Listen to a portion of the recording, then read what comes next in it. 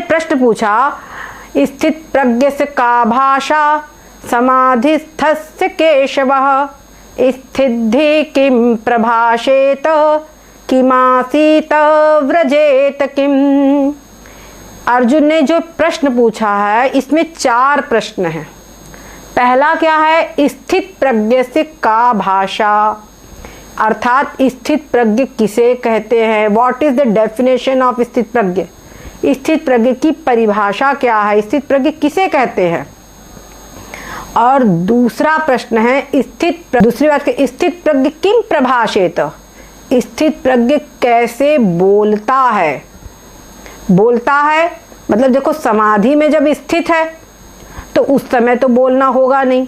जैसे गहरी नींद में कोई सो रहा हो, उस समय पर बोलना होगा क्या, बोलो।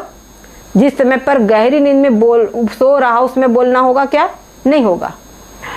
तो यहाँ पर जो कह रहे स्थित प्रज्ञ किम प्रभाषेत, इसका मतलब है कि जिस समय पर वो समाधि से उपरत होता है, व्यवहार काल में होता है, तो व्यवहार काल में वो कैसे बोलता है, स्थित प्रज्ञ किम प्रभाषेत। और उसके बाद में फिर कहते हैं स्थित प्रज्ञ से का भाषा समाधिस्थ केशव, स्थित प्रज्ञ किम प्रभाषेत किम आसीत, कैसे वो बैठता है।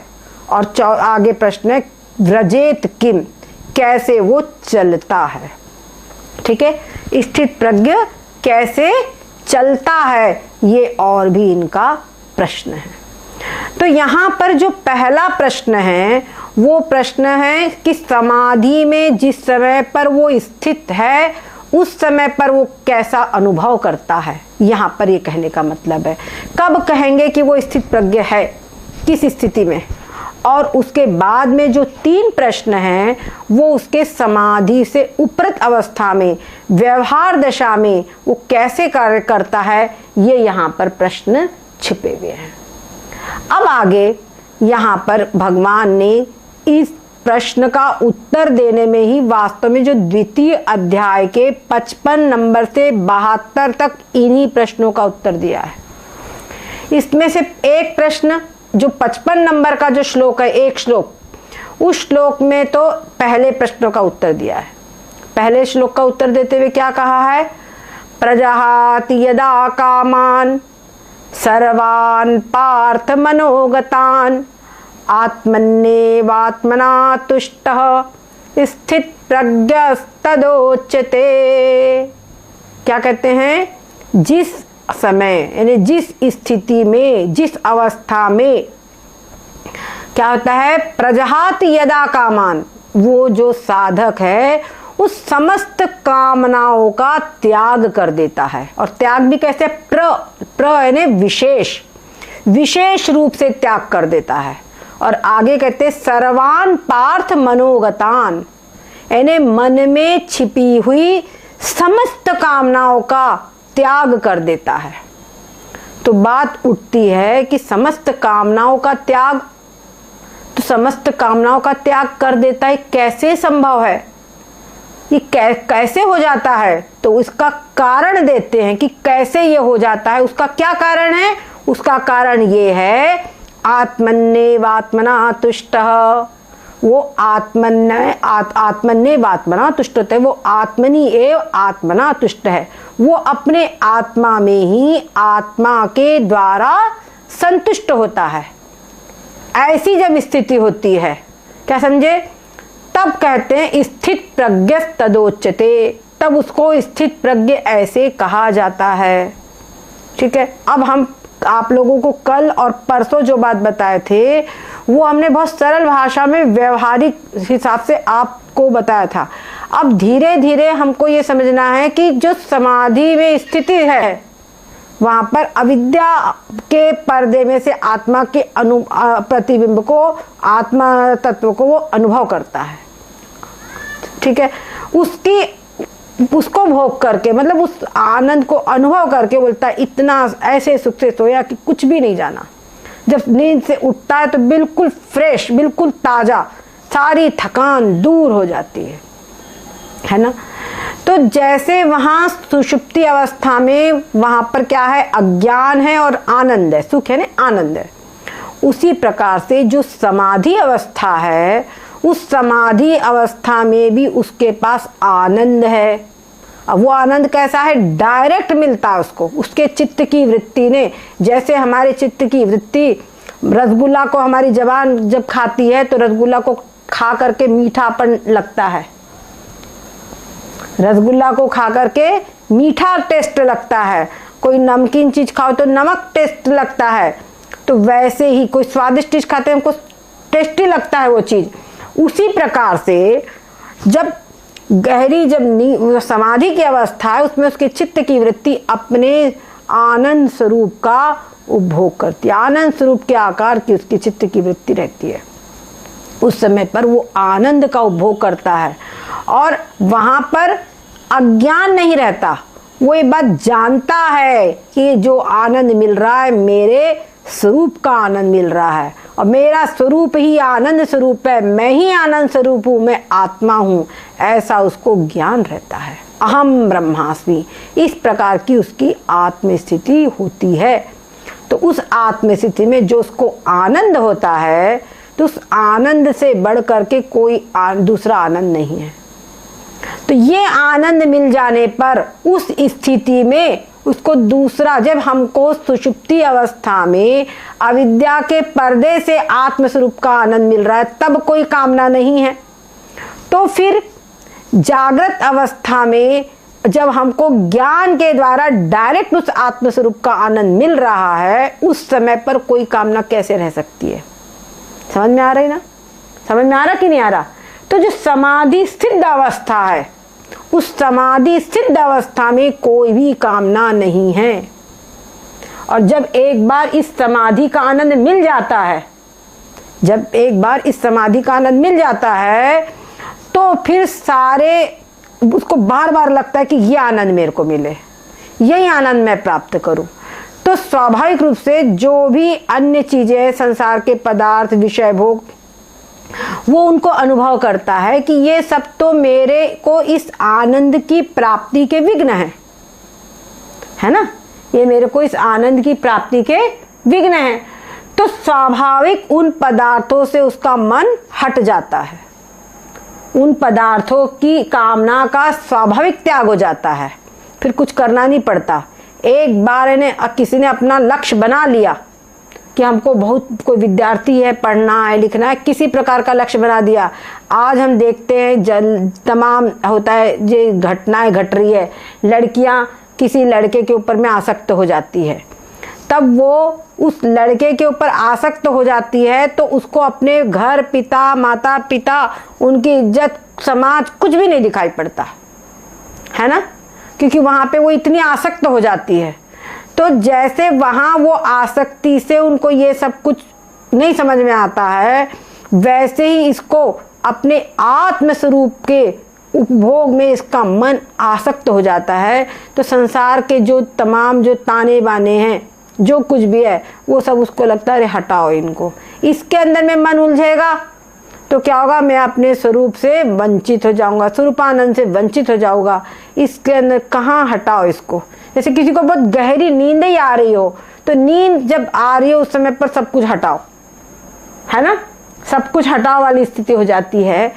तो फिर जिस प्रकार से ये हो जाता है, यानी नींद की अवस्था में या कोई भी प्रकार से जो आसक्ति की अवस्था में अन्य पदार्थों से मन हट जाता है, उन समस्त कामनाओं का त्याग हो जाता है, वैसे ही जब किसी साधक को अपने स्वरूपानंद की अनुभूति होती है, अपने स्वरूपानंद का आनंद, उसका स्वाद वो चख लेता है, इसका रसास्वादन उसको प्राप्त हो जाता है।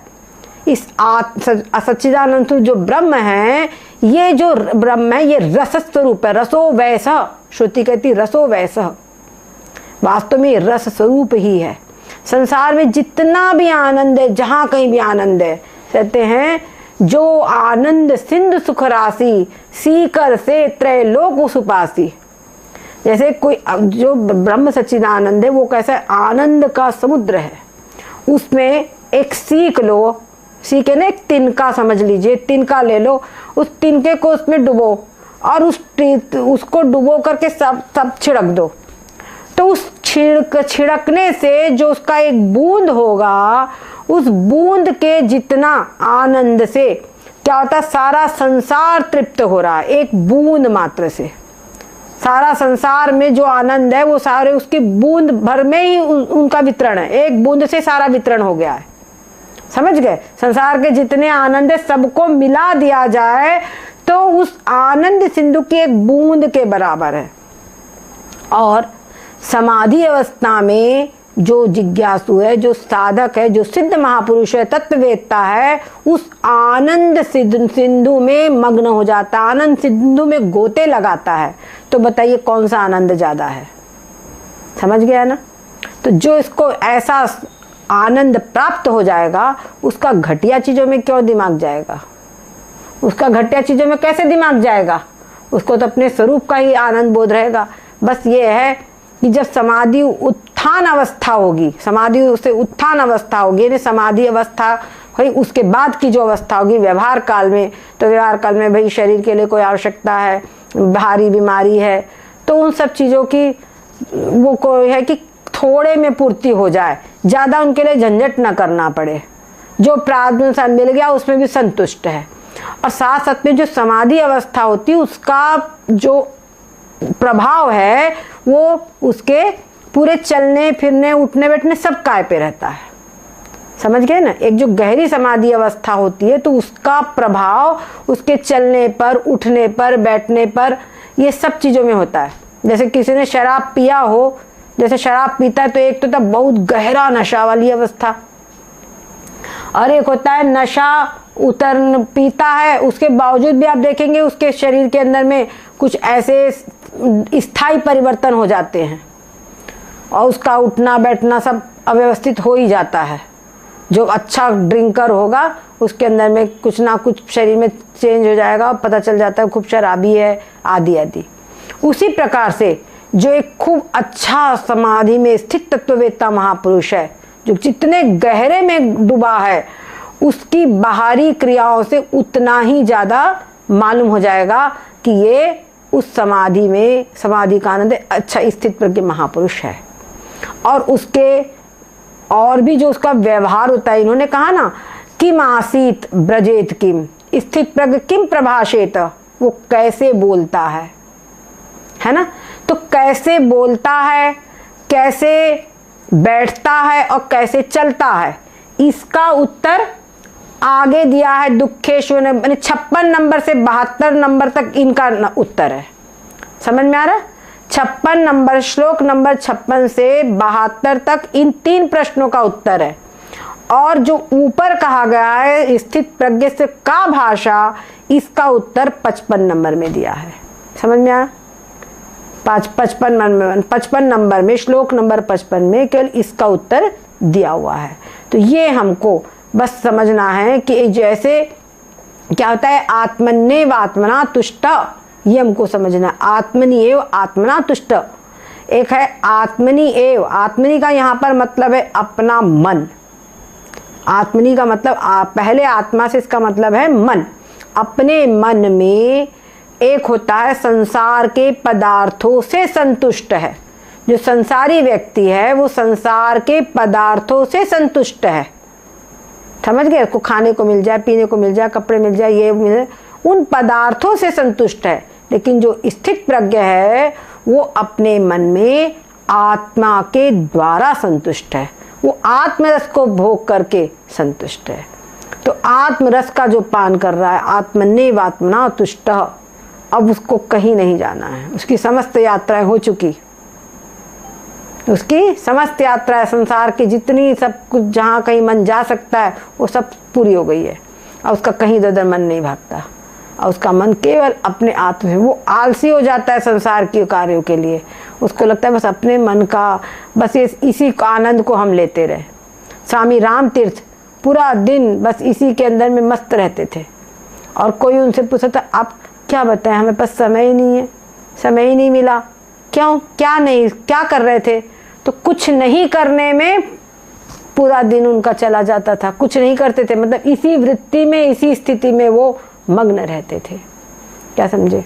हम अपने सामने अपने गुरु महाराज को देखते हैं, उसमें नहीं।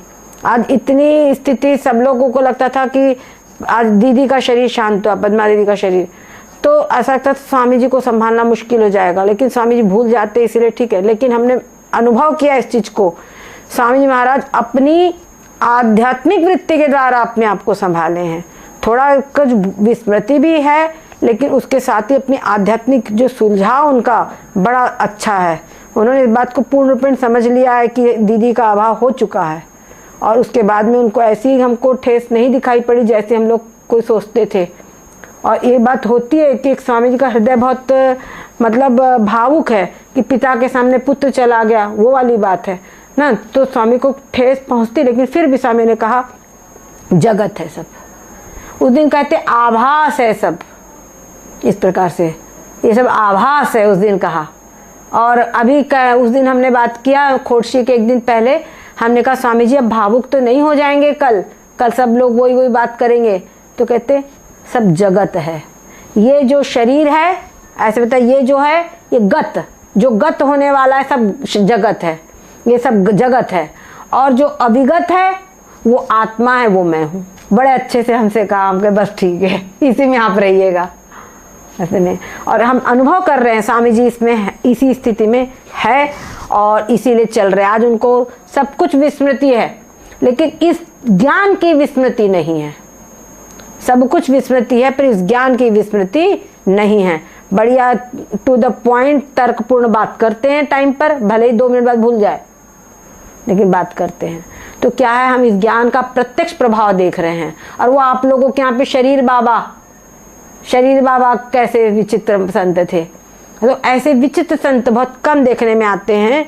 और आज के समय में तो और भी ज़्यादा दुर्लभ होते जा रहा है। आज के आगे जो पीढ़ी आएंगी तो वहाँ पर ऐसे संत और भी दुर्लभ हो जाएंगे, क्योंकि आज का वातावरण और बिगड़ते जा रहा है। न तो कोई बताने वाला है, संत हो ऐसे भाई इस वृत्ति को जीने के लिए साधक के जीवन में जो कठिनाइयाँ आती है उन चीज़ों को पहली बात तो जैसे हमने आपको बताया, ये प्रत्यक्ष रूप से इस प्रकार से समझाने वाला भी कोई होवे तब तो समझे, नहीं तो रटना है बस श्लोकों को, उसकी कहीं देखा पढ़ा व्याख्या कर दिया।